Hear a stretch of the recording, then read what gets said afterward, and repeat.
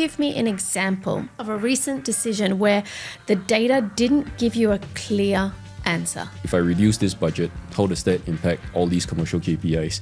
Or, if I add this new channel in, how does that impact all these commercial KPIs? So not everything comes through in the data that you're given. And I think the largest challenge for us is that sort of siloed data platforms that we have and trying to pull it together and understand the relationship. I think as a marketer itself, just understanding how these data points differ, do you take it on blind faith or what's the judgment call you make? But if you don't have those discussions and you just take data as it is, you are setting yourself up, I think, for potentially some fails. I'm a huge fan of MMMs because they are the best way for me to justify a lot of the ATL spends that we are doing. Every time we talk about something, you're bringing it back to the commercial output rather than the ROAS and the clicks. And I think that's wonderful to hear because as marketers, I'm very passionate about us moving away from talking like that. Hello and welcome to the CMO Office podcast. My name is Nikki Taylor, the APAC Marketing and Communications Director for Analytic Partners and your host. Today's guest is Mark, the Digital Activation Lead for APAC at Versuni, the company behind a range of Philips home appliances. In this episode, we get into the reality of marketing in Southeast Asia from platform-driven growth and retail media to the challenge and measurement, incrementality and proving impact beyond dashboards. Welcome, Mark. So Versuni, it isn't a household name, but the products are. Can you give us a sense of what are you marketing, where are you marketing, and what are the unique challenges that you have with the brand? So Versuni is the corporate name for Philips household appliances. Within our entire range of household appliances, we have kitchen care products, which are mainly around air fryers, which we are huge in across all of our markets. We have some smaller ones like rice cookers, blenders, which are big in some markets, not so much in others. But you also have coffee machines where we are trying to grow aggressively in markets like Korea and Australia. Interesting. Garment care, I think, quite popular. A lot of our parents probably use the Philips iron. I think so. I think which is what we are well known for. Obviously, there are things like your stand steamers and all-in-ones and all of that. But we also have fans, dehumidifiers. So really, that full range for any new home that needs a suite of appliances. That's what we have. I think in terms of where we sell, it's online, offline, omni-channel, wherever our customers are. Obviously, across the different markets and different categories, there will be a skew between the two. But we try to be as present in as many channels as possible and really up the weighted distribution that we have. I think the biggest challenge that we have is really about Philips being that legacy brand, being more than 150 years old. Like I said earlier, your parents used it, my parents used it. What that means is that for new categories where we are coming up, like electric mops, even for our coffee machines, this is where we struggle a little because people know the brand, but they just don't associate it with our newer categories that are coming up. Interesting. We got a lot to dive in today. I mean, there's brand in there, there's offline, digital, the whole mix. I mean, such a wide range of products as well. So I'm excited because we met when you were on a panel talking about measurement. And so we're going to dive straight into the measurement problem because that's a lot of products. That's a lot of channels, and I'm feeling that your dashboards are going to have a lot of data. So what is the measurement environment like for you, and what platforms or techniques are you invested in? And let's talk through that a little bit. Yeah, so I have been through several industries. I think, I've been through fintech, hospitality, CPG, and now consumer electronics. And I think not to toot our own horn, but Versuni's sort of data that we have at a foundational level is there, right? So we have Power BI dashboards for all of your business metrics, your top line, your margin, your stock, which I'm not an expert at, as well as your pricing, your RGM, and all of that stuff. And then we also have our own media dashboards that are built on Power BI, so where we can get real-time data that is actually synced to the MSPs. You have brand health data, you have market share data from Nielsen and GfK respectively. But the challenge is now that the foundation is set, if you want to start analyzing, what's a correlation or causation based on certain actions that you take, it becomes very manual. And I'll admit, quite painful sometimes, but it's one of those things that we have to go through. And I think the largest challenge for us is that sort of siloed data platforms that we have and trying to pull it together and understand the relationship. I think that's something that we are kind of working through right now, just in terms of making sure that we can sync it better together. Not that we're not doing it, but I think it's one of those where, what commercial does versus what media does, what actually moves the needle on market share, for example. Yep. Right? I think the other challenge that we have is attribution to offline channels. I am not 100% confident in terms of how that actually moves that needle for a traditional retail or, a modern trade. But that's one of the things that we are working through. Obviously, with the MMM data that we have, and our admit for Versuni, APAC at least, is something that we are starting out on.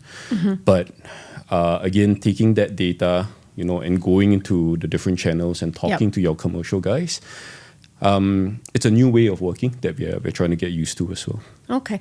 I'm going to break that down. So first, for the marketers that heard you say MMM, if they're not aware, that's marketing mix modeling, right? Yep. But I think what I'm hearing here is that the foundation is the key. So you've got a lot of the data and the data sets that are outside of marketing. So you're looking at operations and stock, which is wonderful. So I think for marketers, take note, foundational data is step one, right?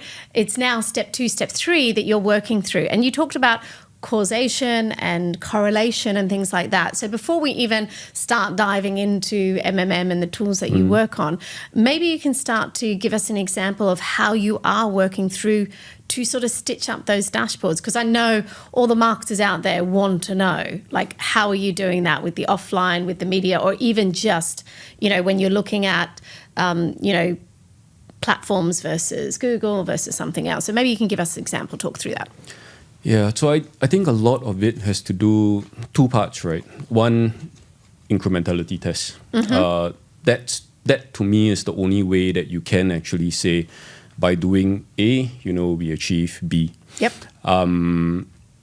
Obviously, there are external factors and external teams that will come into the mix as well, like how much discount are we giving versus is my media really all that effective? Yes.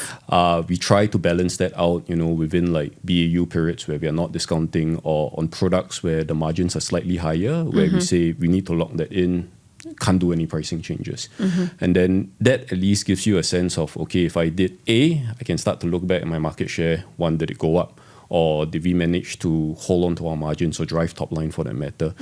And, you look at the media matrix, at times it can be a red herring where, yay, my ROAS is like 20 times, right? But then it's easy to skew that. Yes, it is. Without having any actual business impact. So I think, one, taking that, incrementality test approach, critical. 2, I think it's more to do with culture. Okay. I've been in places where you can't afford to fail. Or if you do, it's frowned upon. Yes. So you take the safe path of, I'm just going to stick to my matrix. Yep. If I hit my 10 times ROAS, job done. Yeah. Right? And then I can just say, I don't know why. It's not kind of working in a larger capacity, but I think any good marketer, like hand on heart, will say, I can't do that. Because we know it's not right. Exactly. So I think, and it's not just within the marketing team, right? But for your marketing lead, or let's say your digital leads, to foster that culture, to work with your internal stakeholders and say, we're going to start this. It's not going to work 100% of the time, but, doing these small tests and making sure that helps with that incrementality of what that business impact is going to be like is how we're going to get there. So you need like a CFO sign off, you need like a CEO sign off, just to make sure everyone's on board. Then you can start doing these things. I've tried doing it without that. It didn't go anywhere. Gotcha. So on one hand, we're saying it's so important to have the culture and the backing of the right people, being the CFO, CEO, and getting all that alignment, which I totally agree with. And over my career, I've always made finance, I always try to make my best friend straight away. But the other thing that I think that you're talking about is incrementality. And I think for the marketers that are listening that may be new to that, because not everybody does it, it really is like what you explained. If I didn't do that campaign, and if I take it away, what impact, what is the base level that you still see, right? Because if you take away all the marketing and there is still some halo effect of the brand, or it's in, just in market, there will be some purchases. It's when you take it away, did you get, and I love that point that you made to everybody, top line margin growth, because you're looking at what is that incrementality of, because I did this is what happened, which I think is awesome. So definitely for the marketers out there, that's tip number one. Incrementality testing is key. I love it. So the next one I want to understand a little bit is, can you give me an example of a recent decision where the data didn't give you a clear answer? And what did you do? And take a step by step, like who you talked to, what other data sets you looked at, and why you came to that conclusion. So maybe start with, what were you trying to answer? And then data didn't show it. How did you go about it? And where did you end up with your decision? Yeah. So I do have a very recent example, actually, of an MMM that we ran with a very big partner, whom I shall not name. That's okay. It's not us, so that's fine. But, so when we were doing the simulations for where we should invest, where to get the incremental ROI, right? They said, drop everything, focus on Meta CPaaS, and put all your money there. Oh. So that rang like several alarm bells in my head, because from a platform, like just from a platform data perspective, right? When you look at the numbers, CPaaS for us, and this is not like beating Meta down, but I think CPaaS for us hasn't really been performing well from a ROAS perspective. Yep. This was probably sometime in like end 2024, early 2025. So we changed the objective. Rather than ROAS and GMV, we focused it on purely visits.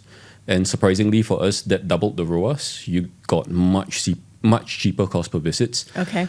But the main thing was, if you take a look at MMM data, which we were doing it for, which was from 23 to 25, I mean, and you had certain guardrails there, it made sense that, the simulation showed that because ROAS was good for maybe the first 2 years, that's where you should spend the budgets on. Okay.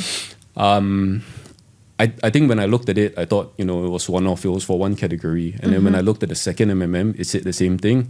Like, it's not something that I could go, let's, just drop everything else and then put money into CPaaS, right? So I think that disjoint in terms of where, what, and for me, like, I'm a huge fan of MMMs because they are the best way for me to justify a lot of the ATL spends that we are doing. Yep, of course. But if the MMM is coming back from a very conversion-heavy market where I would say most of the budget we spend within consideration and convert, and if that isn't coming true, then we had to go back and say, okay, rerun those simulations. If you were to take away certain guardrails, what guardrails did you take away? So we said, okay, Meta, in terms of its performance, have to have that context, right? So it's more from a time frame perspective. Okay. If I look at it purely just from a 2025, would your simulation still run the same output? Did it? To be honest, don't know, because it's just 2 weeks ago, so they are still running it. Okay. There's a whole scope discussion and all of that. But I think they got where we were coming from. Okay. And I think when the output comes, and when I say this, it's a huge partner. Some of their channels are within the MMM as well. So I'm surprised. Like, I would have expected them to push up their channels and downplay others, but it wasn't the case. So I think just to that point and that narrative, when you look at MMM data and you look at your platform data, one is historical, one is recency as well, right? Yes. How you balance those two, and just with this example, is one of those things that, yes, we can talk about predictive AI and all of that. They will come true, but I think as a marketer itself, just understanding how these data points differ, do you take it on blind faith or what's the judgment call you make? Yep. That's critical for a marketer to be able to have that skill to say yes or no. Absolutely. I think it's so critical. And you definitely, obviously we work in that space. I mean, we've evolved it to commercial analytics, so we bring in a lot more data than just the marketing mix. But one of the things that we would never recommend is actually putting all money somewhere. Like, we typically will model something and say, okay, well, we could dial it up maybe 20%, because is a little bit of an art and science. And, part of the reason of why our consultants talk to everybody is because we want to have that local nuance in there. Because there's things that don't fit on a dashboard. Not everything fits on the dashboard and not everything comes through in the data that you're given. I mean, there's so much missing data. So I think you had some really good points there. And I'm glad to hear that you just didn't take it as verbatim and went, sure, I'll move everything. Like I said, we would never do that. And I think the key point there for the marketers, so point number 2 for the marketers there is you're hired for a reason. You're the strategic lens looking at it from the company's perspective. Your experience is what's pulling through whether that makes sense or not, and to challenge the data. And then it's a discussion. And like you said, like you might get to a point where you go, okay, well, we'll move maybe 20% or 25%, but we're not going to move 100, and then maybe if that 25%, we might move another 10% and see how it goes. But if you don't have those discussions and you just take data as it is, you are setting yourself up, I think, for potentially some fails. So good to hear. I'll be checking in to see how that goes once they come back. I'll let you know. All right, well, we'll continue on sort of that path, talking about conflicting truths inside the business. So has there been a situation where, how do the different teams view the data? Because obviously you're looking at it from a marketing lens. I know you said it's really important that you have the CFO and the CMO, the CFO and the CEO's input. So how do they interpret the data that you present to them? How does that go across? Yeah, so any disagreements or different terminology? I would say, so this example that I'll share, like violent disagreement, right? Okay. Violent. So this wasn't at Versuni. This was at a hospitality brand I was in. Okay. My main role there was primarily to drive like the D2C e-commerce website. Yep. And grow just in terms of the channel share of sales. Okay. So every quarter, you present your budgets, you present your targets. This is what we're going to do. Yes. And I think that was my first time doing it with like a commercial lead. And in my very naive state, I said, here is my plan. This is how much we're going to be spending on SEM. As you can see, 80% of your revenue comes from SEM. The moment I open my mouth to that, without saying that, it's last click attribution, and you try explaining this to a commercial head, right? Rather than a marketing person. Yes. It just flies over them. So his comment was, if that's the case, just put all your money into SEM, right? Oh, no. Like, no problems at all. I'm okay with that. So I had to explain to it, like literally had to set up another session and say, this is what last click attribution is. Yep. SEM is a demand capture channel. I still need to generate demand. But, it taught me a lesson on how a CFO or a sales guy would actually see our marketing data rather than, we assume everybody knows, right? And performance marketers, like I'm one myself, we tend to do this sometimes, having those blinders and just go, everybody lives in my bubble, so it's all good. But you learn that's not the case. No one really thinks the way we do, unfortunately. No. So you learn to start explaining it that way. But I think same set of data that we were both looking at, like you said. Yes. Wildly different interpretations. And I think, again, like one of those skill sets as the marketers, yes, interpreting that data, but interpreting it for others so that they understand it. And it's not like we're not dumbing it down, right? Yeah. We are speaking their language. So what my finance head will want to hear is going to be wildly different from what my APAC president will want to hear. I mean, there are similarities, but you get more nuance in terms of the numbers with a CFO, for example, and justifying those spends. Yep. But with like my APAC president, I just have 3 metrics, right, to talk about. So Probably am I driving more growth. top line, margin, or market share? That's all he cares about. Yeah, and that's all you enough. need to focus on. No, I like that. So if I play that back for the marketers, I love that point you made about, last click attribution, explaining it, that's just where it's captured. Because I think people forget that. And I do, a lot of people that hear me speak hear about the inflatable man. I use that analogy. I think I've told you that one as well. Because a lot of the time I do find, like you said, it's not what they do as a living in marketing. So it seems logical. I see the numbers. You told me it's 80%. Why would you not just put more and I get more out of it? And so you have to bring them on that journey and speak it in an analogy that they could understand to go, oh, okay, that makes sense. And then it's like, well, what are you going to do about that? Exactly. How did you handle that? If it was last click, how did you explain to him it was last click and why you're not, like you weren't using MMM or something else that would give you a more of a robust measurement? The CMO Office is brought to you by Analytic Partners, the global leader in marketing mix modeling and commercial analytics, which turns data into expertise to help marketers make an impact in the C-suite. What kind of impact? Last year, every dollar spent on Analytic Partners, we returned $70 in incremental revenue. Find out more at analyticpartners.com. Yeah, so I did explain to him, this is just one way of measuring it, right? Yeah. You also have platform data. Yep. You also have MMMs. Yep. And then I had to explain to him, that there's multi-click attribution. There are different attribution models, which I could tell after a while His head was exploding. Yeah. He's like, oh no. He was like, you could see in his face, like, I don't care. Just tell me. True. Yeah. That's true. But I told him, I said, just bear with me. Yep. These are the different ways that you can measure it. Now, without an MMM, which we didn't have in place at the time, I said, this is what I can do best off based on historical data in terms of how much traffic do I need to generate, and then show him, like, by moving further up the funnel, this is how much of the hard KPIs that we are going to get, and this is why the budget and the plans are structured that way. So in an ideal world, I would say yes, if you have MMMs, use it.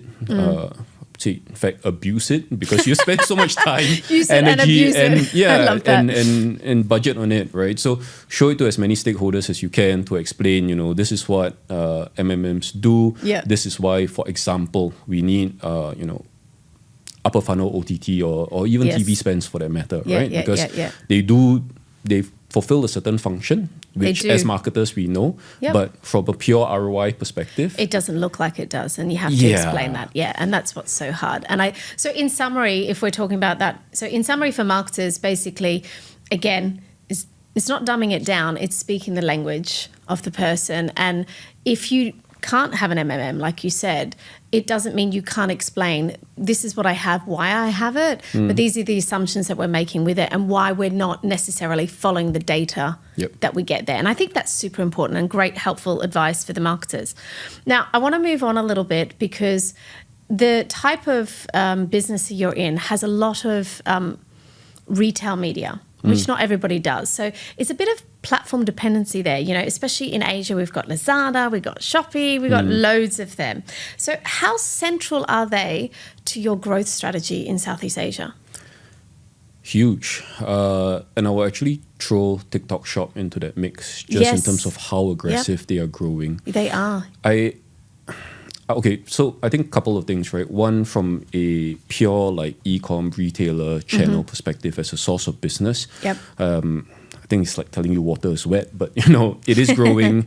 I think it differs certain markets and certain categories, but we do see that healthy growth year on year, and we do expect that to continue growing.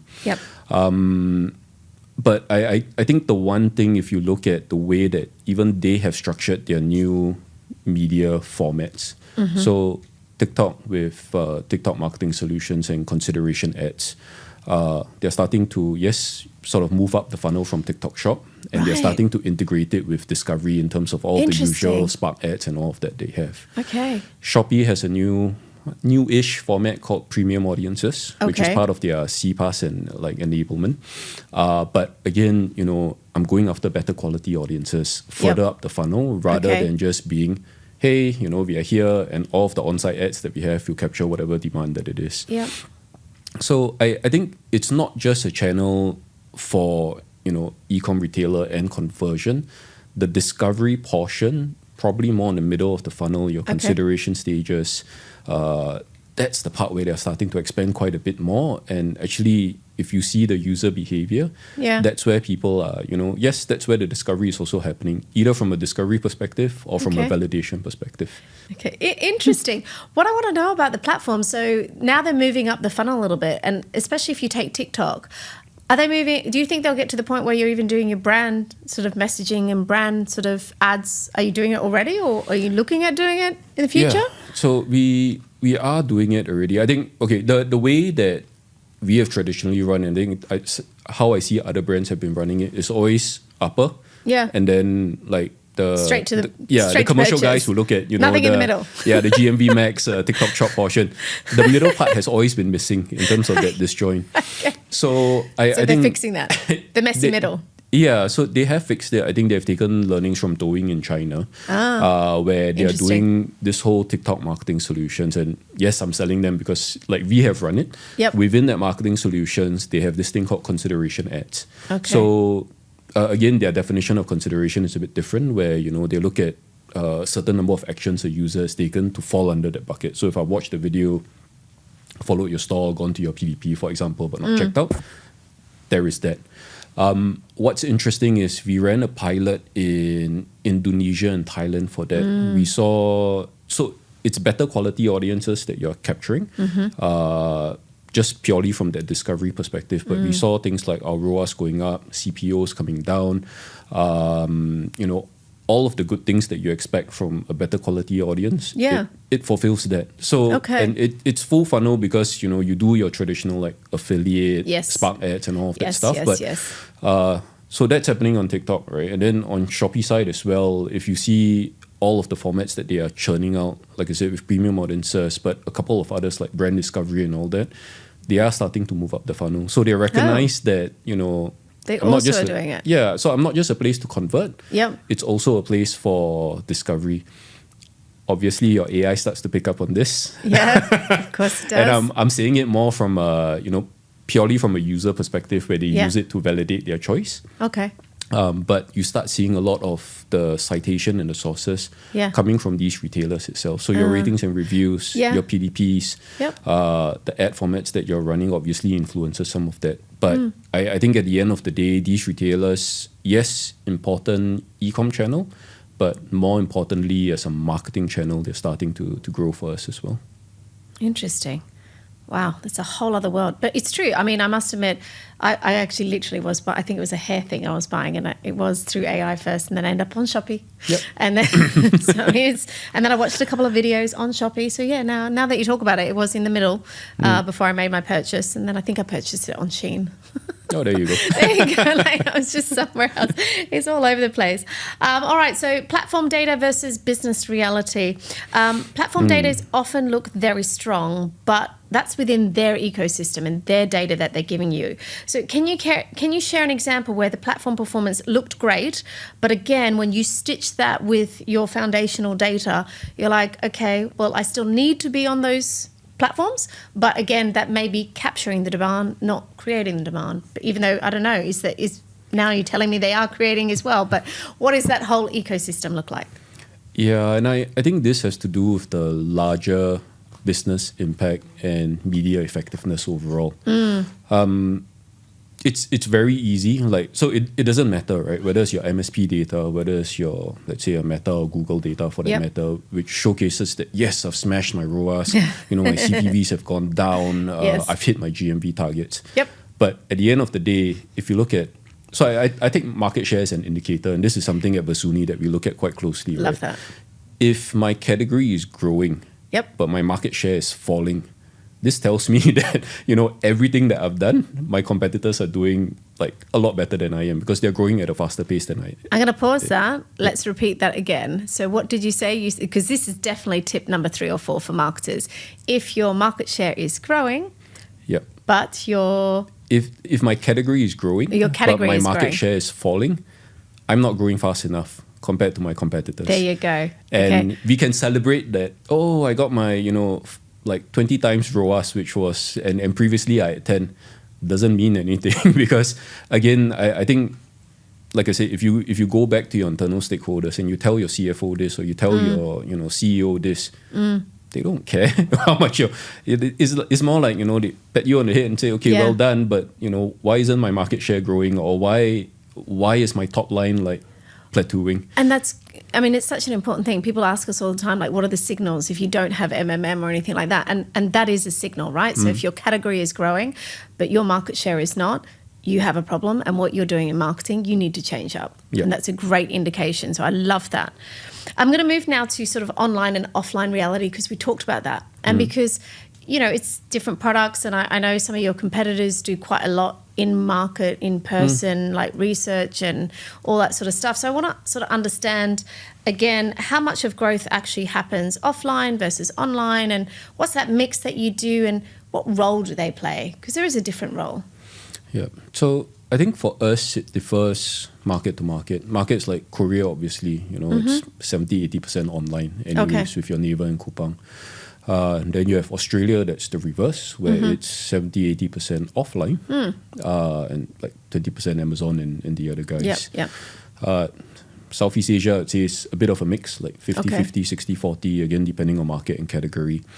I think, like I said earlier, if you were to ask me truly whether or not media effectiveness does drive that offline traction, it's a bit of a question mark for me right now. I think, so in Indonesia and Thailand, we ran several pilots where it was very focused, right? The main KPI is either to drive visits there or to actually show actual conversion. But it's very small, light pilots where we're spending like maybe 5-10% of our total campaign budget. It does work, but it's at a small scale. So we're trying to scale this up to show that it does work on scale. Yeah, not it does work on pilot. I mean, it's still a hypothesis. Whether or not when we scale does it work. I think that's one. But I think we spoke about leading indicators as well, right? Yes. So again, if you don't have an MMM and you need to take a look at that, I would say look at your brand health data to see whether or not that influences it. Because for us, we know if our consideration and our preference scores goes up, 2-3 months down the line, typically, your market share, yes, it should go up, like barring anything else external. But that's one indicator that we look at to say, is that effective from a media point of view or from a comms point of view? And you layer that on with, how is my offline retail performing? Again, several factors, right? Because your commercial teams can do different things there, or is it a weighted distribution issue, or is it a rate of sales issue that could happen? But if everything is ceteris paribus, then you do know that, media, for example, is working. I think one example I can share for one of our markets, everything was the same. We didn't touch anything. It was, I think, like a Q3, July, August, quiet period. So we said, we're going to run some OTT. See if that works. Consideration, preference scores obviously went up because we were targeting a more premium audience. Market share did go up as well. Your offline retail also did go up as well. So it's not a direct, because media did this went up. Could be a bunch of external factors. But I thought my local team there said, just take the credit. Take the win. Take the win when you can as a marketer. That's so right. So in summary, I think the key point, leading indicator that you're talking about there is the brand health. And that, looking, again, this is the correlation, right? So if consideration and preference goes up in a couple of months later, you know that your market share is probably going to go up. And I think that's the other important part for marketers as well. We need to understand that there is a lag time, that things don't immediately happen tomorrow just because we put things in market. So I think that's super good and important for them to really realize. Okay, now I've got a great question for you, Mark. What the dashboards are missing? How do you account for the factors that don't neatly sit on the dashboard? Things like weather, things like distribution, pricing, macro economies, inflation, all of those things that don't sit neatly on a dashboard, but definitely through our conversation today, we know impact the growth and the top line of your margin. So how do you go about that?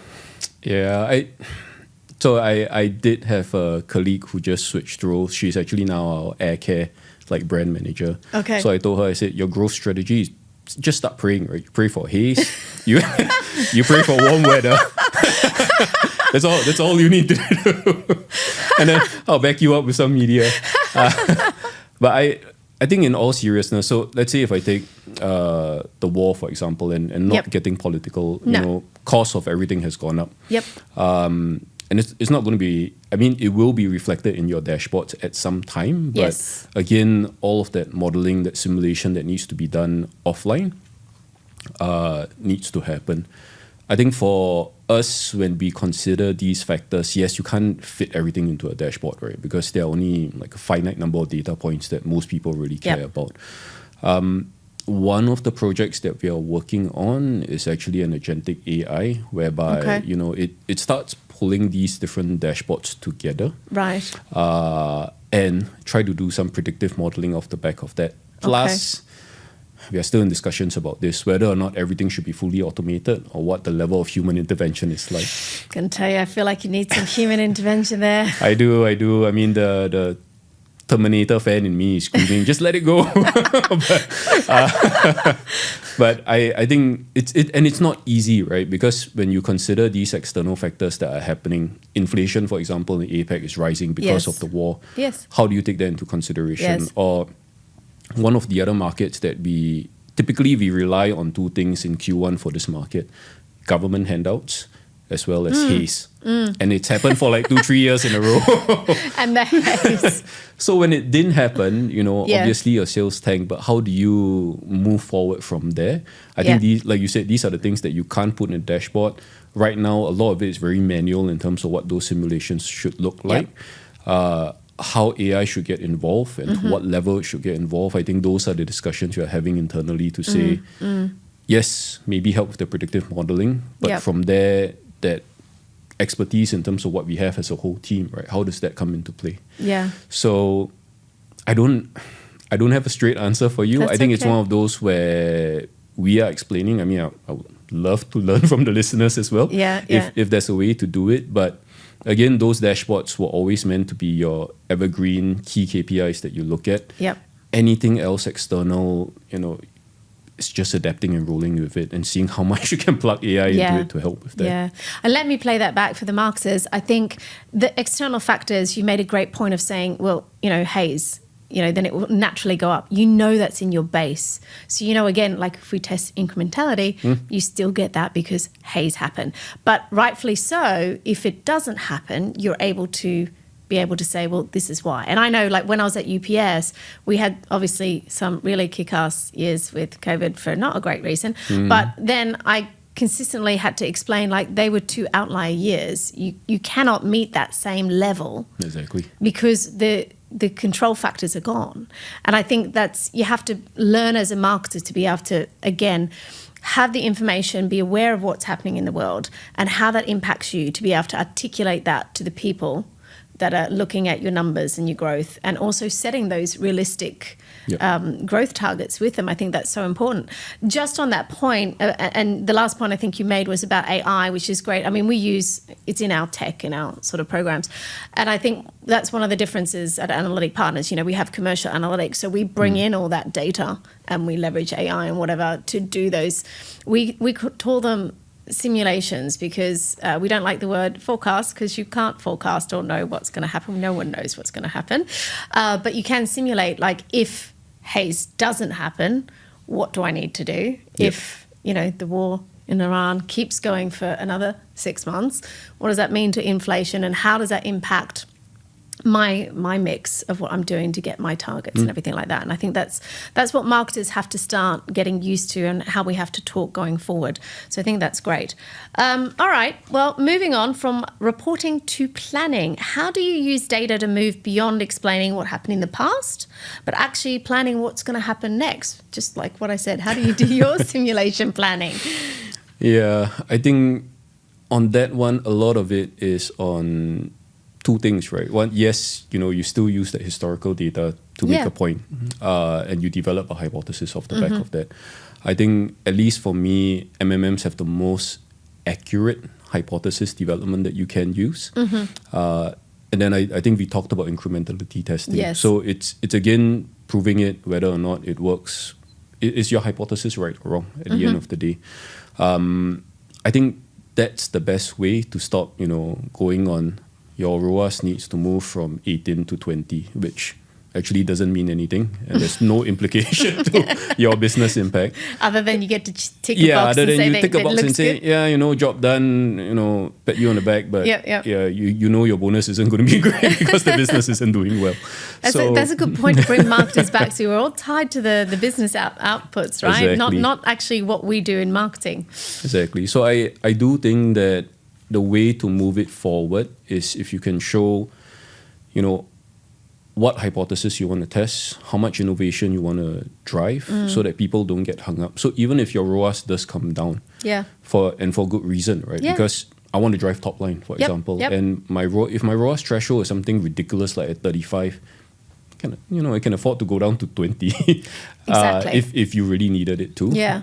Or, if you are driving margins, for example, my cost per clicks will definitely go up. But, I can guarantee you a better conversion rate. I can guarantee you a much higher margin at the end of the day. Yeah. So I think good to have that, historical data, but it's important to make sure that you take that team along on that journey and that narrative of these are all the things you are testing. This is how it links to the business KPIs. And then you start scaling from there. Like once you have a good momentum going, people naturally come to you and say, can I test this? Can I test that? Yeah, sure. Go ahead, please. Yeah, exactly. Yeah. For marketers, I think that's such a great example of day-to-day what they should be doing, which is testing hypothesis, looking if it works, using incrementality, using your past data, and really planning ahead and being able to articulate it. I'd love how you're talking through it, and every time we talk about something, you're bringing it back to the commercial output rather than the ROAS and the clicks. And I think that's wonderful to hear, because as marketers, I'm very passionate about us moving away from talking like that. And even if you don't have an MMM, I think you've given some wonderful examples of the signals or different scenarios that you can use to still have these conversations. Which brings me to my last question today, which I'm very excited to ask you, because obviously you have a lot of data, you work with lots of different sort of programs. You've talked about that you love MMM, but it doesn't give you everything. And what would be your ideal dashboard? So this is what I want to know. You've had the experience there. And if you could build one dashboard that doesn't exist today, or it might, but you just don't know it, what would it show you? What would you see? Yeah, in my head, and I think I've explained this to a couple of my friends as well, is I call it the one dashboard to rule them all, right? Is this the Terminator again in your head?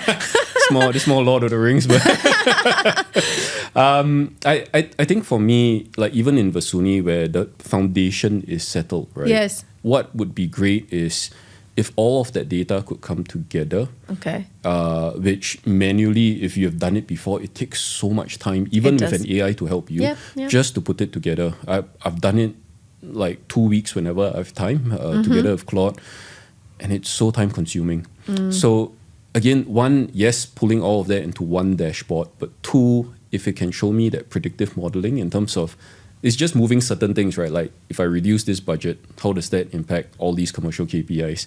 Or, if I add this new channel in, how does that impact all these commercial KPIs? So developing that, I think, would be beautiful. And then the last part is if you can add on, a pure agentic AI to say, if I set certain like guardrails and rules and logic of I have $100 GMV target to meet, every day, like go ahead, feel free to do what kind of optimization you want. Yep. That dashboard syncs to all of my ad accounts. It runs on. I'm putting myself out of a job essentially, but someone still needs to run it. Yeah, so. but if that could happen, I mean, that would be beautiful. Can I tell you a would be my secret? one dashboard. Yeah. That's what we do. So the Analytic Partners dashboards is just like that. So Planner, nice. Literally you can say, okay, Nikki, we have not run, so one of our clients haven't run TV in one of their markets. Well, what if we add TV in? What does that do? And how much spend would we put into it? And either you have past data, and if you don't, we also have the ROI genome that has, thousands of brands with $1 trillion business spend. So we got that set of norms. So then we plug in that if you don't have the data to say, well, actually it's going to be this.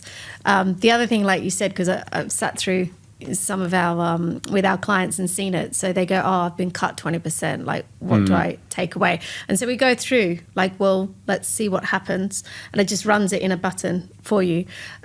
I always laugh because we also give the scenario and we say, well, if you get increased by 20%, every marketer's like, I never get an increase in budget. Like, well, if you did, like this is the ROI that you get. So we'll talk offline, but there is that database that's out, or dashboard that's already out there now. So, well, thank you, Mark. I think today has been really helpful for a lot of marketers out there that are struggling with, what to do with all the data that they have, how to understand how to move forward commercially. And I think you've given some great examples of all the different tools, the platforms and the measurement systems that you use.